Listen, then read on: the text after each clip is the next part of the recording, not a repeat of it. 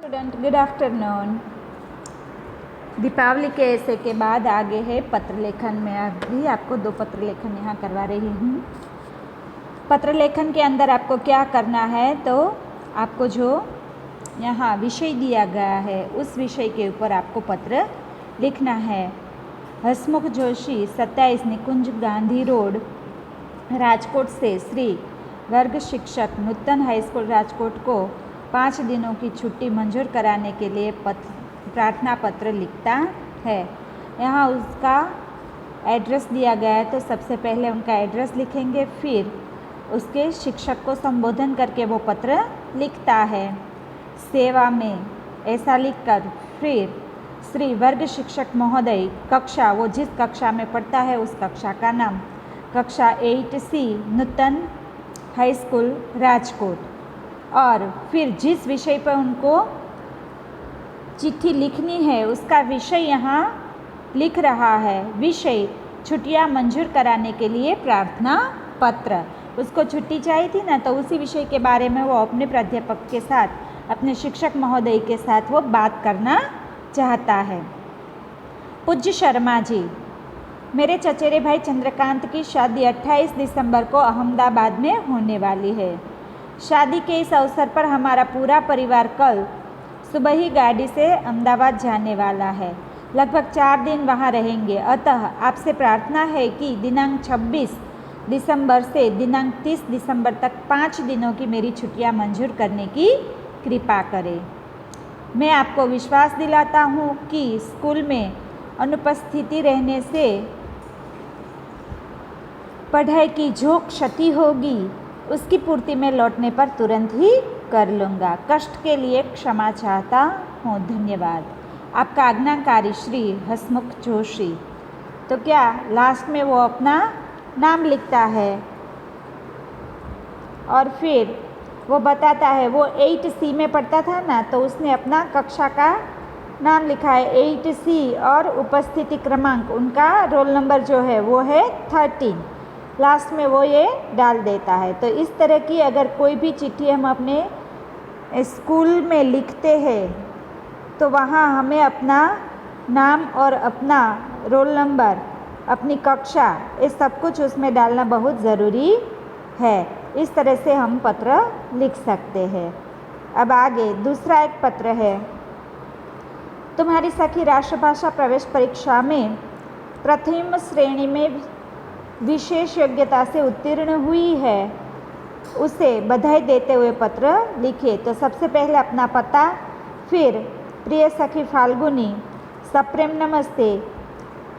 यहाँ सखी है इसलिए प्रिय लगते हैं, अगर बड़े हैं तो संबोधन उसके तरह आदरणीय, शिक्षक है तो महोदय श्री, ऐसे सादर प्रणाम वगैरह जो हम लिखते हैं ना, इस तरह से हम लिखते हैं। जो यहाँ गुरुजी को पत्र लिखा गया है ना स्कूल में, तो यहाँ संबोधन कैसा है? पूज्य शर्मा जी। पूज्य वो हमारे बड़े हैं, हमारे पूजनीय है, इसलिए आदरणीय या पूजनीय ऐसा हम लिख सकते हैं। जब हमारे हम उम्र हो, हमसे छोटे थोड़े या थोड़े बड़े, हमारे हम उम्र जो होते हैं उनको हम प्रिय कह सकते हैं। तो यहाँ प्रिय सखी फाल्गुनी, सप्रेम नमस्ते। आज ही तुम्हारा पत्र मिला। राष्ट्रभाषा प्रवेश परीक्षा में विशेष योग्यता से उत्तीर्ण होने पर तुम्हें मेरी ओर से ढेर सारी बधाइयाँ। मैं जानती हूँ कि तुम बहुत परिश्रमी और प्रतिभाशाली हो।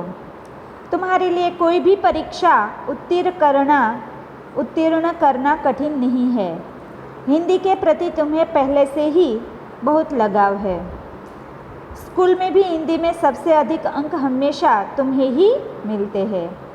प्रवेश परीक्षा में प्रथम श्रेणी में विशेष योग्यता से उत्तीर्ण होकर तुमने अपने विद्यालय का नाम रोशन किया है। तुम जैसी तेजस्वी सहेली पाकर मैं गर्व का अनुभव कर रही हूँ। तुम्हारे उपहार के रूप में मैं देने के लिए मैंने एक बढ़िया पेन सेट खरीदा है।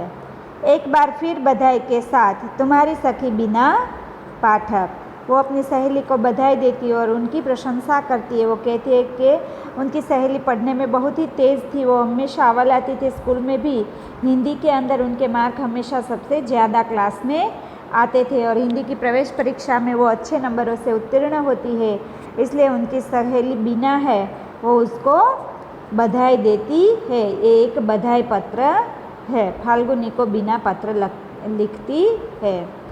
तो ये था पत्र लेखन। आगे है कहानी लेखन। कहानी लेखन के अंदर क्या होता तो कि कहानी के मुद्दे आपको दिए जाते हैं, उनके आधार पर आपको कहानी लिखनी होती है। आगे हमने एक कहानी की हुई है, तो यहाँ एक दूसरी कहानी है कुसंगति का फल।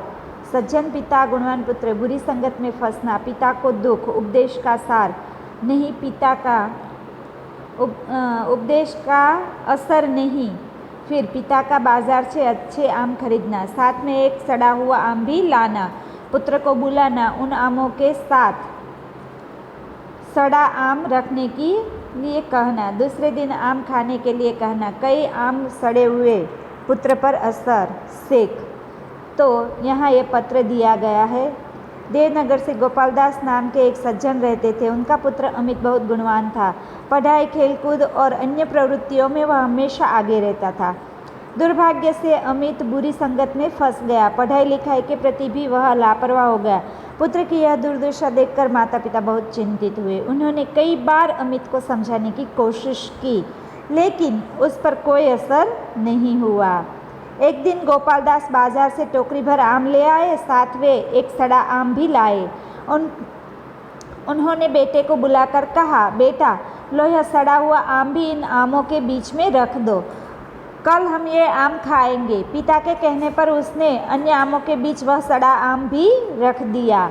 दूसरे दिन पिताजी ने अमित से कहा, बेटा आम वाली वह टोकरी ले आओ। पुत्र ने आमों की टोकरी खोलकर देखा तो उसमें और भी कई आम सड़ गए थे। अमित ने कहा, पिताजी इसमें तो बहुत से आम सड़ गए हैं।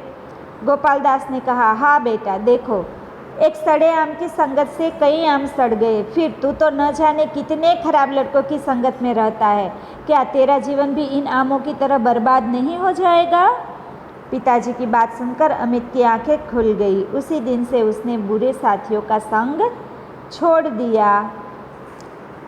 सीख, इस कहानी से हमें यही सीख मिलती है कि बुरी संगति का परिणाम बुरा होता है। बुरे साथियों से दूर रहने में ही हमारी भलाई है। ये हमारी कहानी थी। दूसरी भी एक कहानी है, झूठ बोलने का फल।